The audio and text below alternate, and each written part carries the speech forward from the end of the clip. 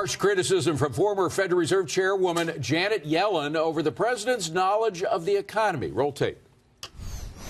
Do you think the president has a grasp of macroeconomic policy? No, I do not. Tell me more. He's made comments about the Fed having an exchange rate objective in order to support his trade plans, or possibly targeting the U.S. balance of trade. And, I think comments like that shows a lack of understanding of the impact of the Fed on the economy and appropriate policy goals. So who does understand the economy better, Yellen or Trump? What do you think, gang? Okay, so I would take basically Trump's instincts over the Fed's instincts, and I think that's really what came into play last fall. President Trump was critical of the Fed for raising rates too quickly and forecasting even more rates as we went into what clearly was a slowing picture overseas. I think that's what the Fed sort of most ignored. And, guess what? It turned out that, in fact, the markets anticipated the economy slowing because of all the Fed rate hikes, and it turned out that President Trump was right. And, in fact, then the Fed backed off, and a lot of economists came out of the woods and said, you know what? That is true. Inflation is under control. We see no spurring of growth above 3%. Everything's fine. Why are we doing it?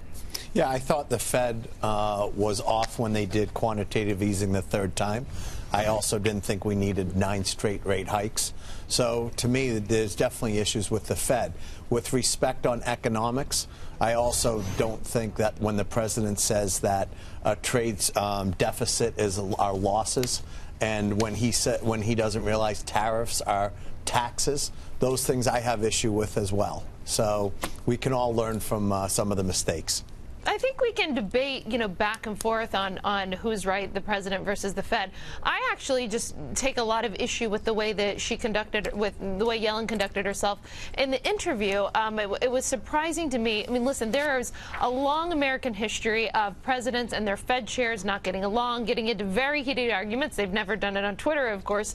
It's normally been in person.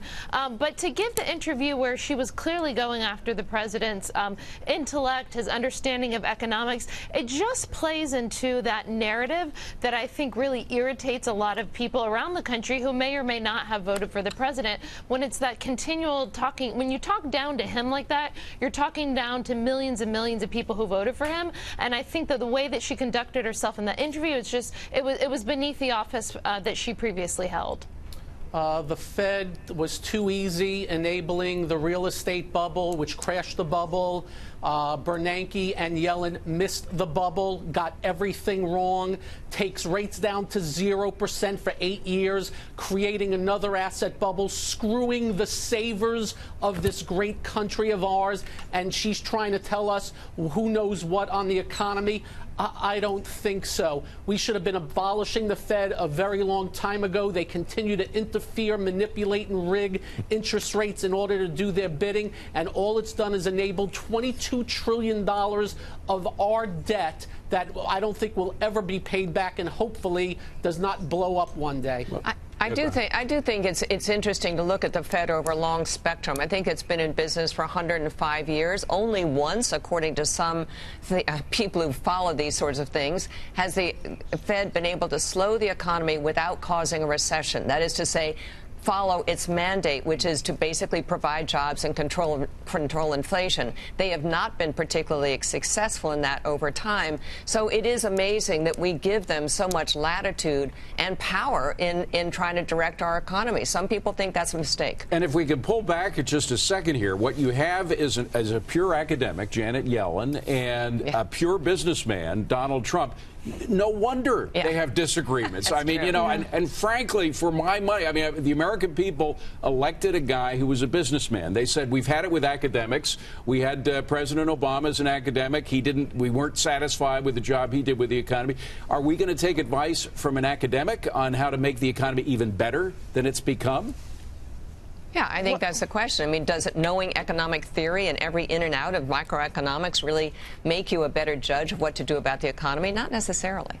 And let's be clear, every answer from these people is easy money and lower rates. And again, I have to go back. It screws the savers. Riskless income investments, there aren't any anymore. And that is a shame. And for me, it is a con. And who knows what's at the end of this asset bubble when I can tell you about people buying art for $250 million and $900,000 shacks in San Francisco. Something is up, and this was created by them over the years.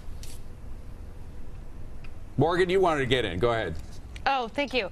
I think I forgot what I was going to say for a second. I was listening to Gary's diatribe there. I was actually agreeing with my favorite cranky Gary. By the way, does anybody have any idea when the tweet is going to come out? Because we know that this president doesn't take criticism well. We shouldn't be that surprised that when these individuals leave Congress, or they leave the administration, or they leave the Fed, they write books, they go on the speaker circuit.